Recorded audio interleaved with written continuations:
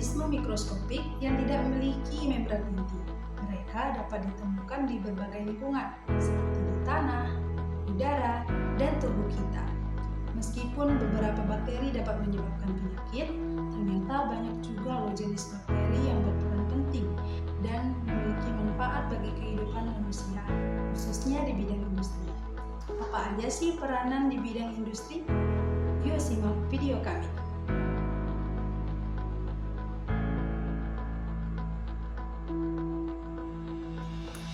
Nah teman-teman, apakah teman-teman pernah minum susu, yogurt, atau Yakult? Minuman-minuman tersebut merupakan salah satu bentuk peranan mikroorganisme dalam bidang industri, yaitu pada industri pangan.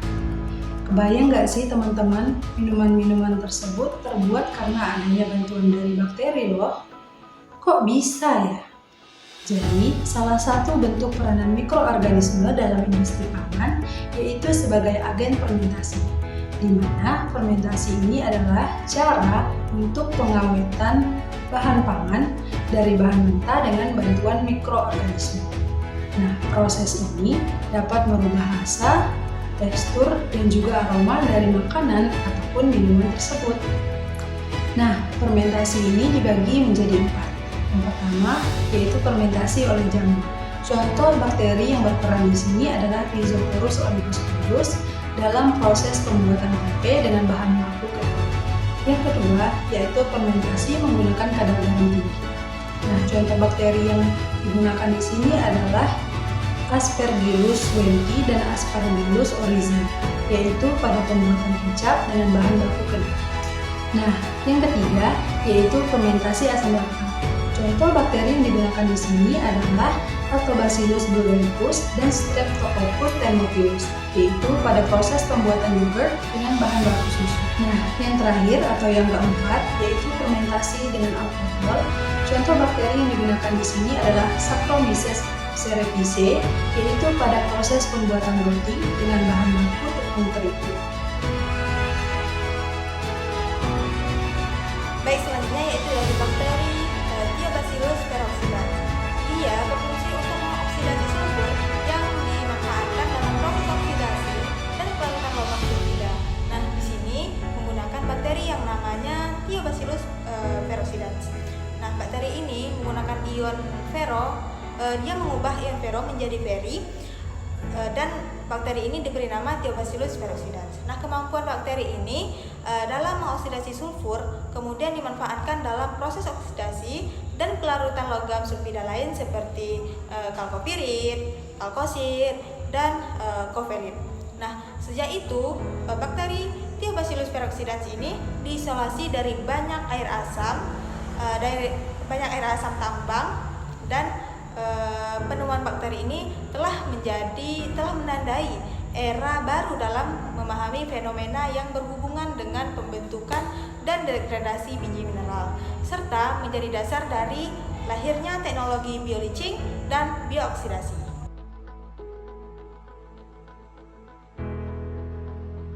Oke, selanjutnya itu ada bakteri dari Saccharomyces cerevisiae.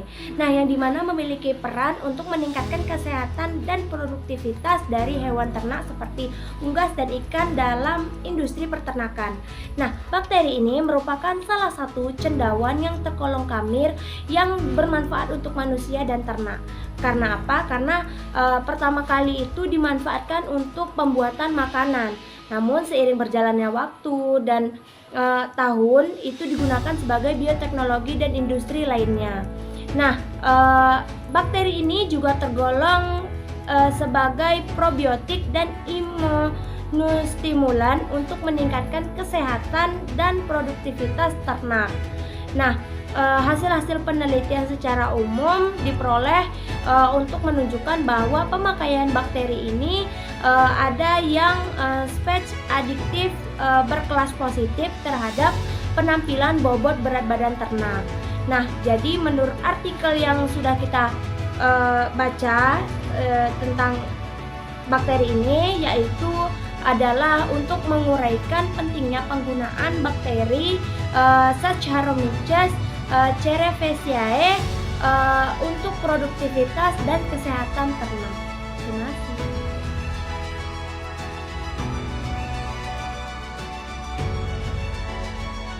Nah, selanjutnya itu ada bakteri Methanobacterium. Bakteri Methanobacterium ini memiliki peran penting dalam pengolahan limbah organik. Bakteri ini dapat ditemukan di lingkungan anaerobik seperti tempat pembuangan limbah, sumber air panas, dan tempat lain yang tidak dapat dihuni oleh makhluk hidup lain. Nah, bakteri Methanobacterium ini dapat menghasilkan biogas, terutama metana, melalui proses fermentasi anaerobik. Contohnya itu, Methanobacterium dapat digunakan dalam menfermentasi sampah dan kotoran ternak, lalu menghasilkan metana. Kotoran ternak tadi dapat menghasilkan biogas dan pupuk organik. Lalu proses ini tuh dapat membantu mengurangi penggunaan bahan bakar lain dan mengurangi limbah yang dibuang ke lingkungan. Dengan demikian, bakteri ini berperan dalam mengubah limbah organik menjadi energi bersih yang berbentuk biogas. Selanjutnya, bakteri Methanobacterium ini mengubah limbah organik menjadi metana dan karbon dioksida melalui 3 tahap. Yang pertama itu ada tahap hidrolisis.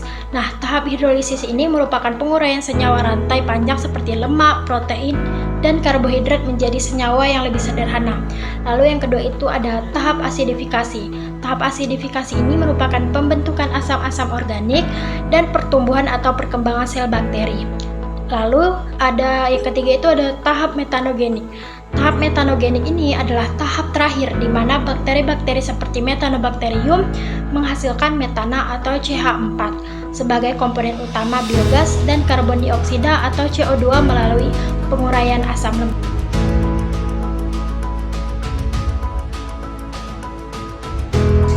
Rhizombium sp adalah kelompok bakteri yang memiliki kemampuan unik untuk melakukan fiksasi nitrogen, yang berarti mereka bisa mengubah nitrogen bebas dari udara menjadi senyawa nitrogen yang dapat digunakan oleh tanaman. Nah, bakteri ini memiliki hubungan simbiosis dengan tanaman leguminosa atau kacang-kacangan seperti kacang tanah, kacang kedelai, kacang hijau, dan lain-lainnya. Nah, jadi ada beberapa peranan dari Rhizombium sp yang penting bagi ekosistem dan pertanian. Nah, perannya yaitu ada yang pertama, fiksasi nitrogen. Rhizombium sp ini mengubah nitrogen atmosfer yang tidak dapat digunakan oleh tanaman menjadi senyawa nitrogen yang dapat diserap oleh tanaman. Nah, yang kedua, meningkatkan kesuburan tanah. Dengan melakukan fiksasi nitrogen, Rhizombium sp ini meningkatkan kadar nitrogen dalam tanah. Nah, ini membuat tanah lebih subur dan mengurangi kebutuhan penggunaan pupuk nitrogen sintesis. Nah, yang ketiga, hubungan simbiosis. Dengan tanaman leguminosa, Rhizombium sp ini membentuk nodul pada akar tanaman leguminosa, di mana mereka tinggal dan melakukan fiksasi nitrogen. Nah, yang keempat, yaitu mengurangi polusi lingkungan. Nah, jadi dengan mengurangi kebutuhan akan pupuk nitrogen sintesis, penggunaan Rhizombium sp ini dalam pertanian membantu dalam mengurangi polusi air dan tanah yang sering diakibatkan oleh penggunaan berlebihan dengan pupuk kimia. Nah, yang kelima yaitu mendukung pertanian yang berkelanjutan.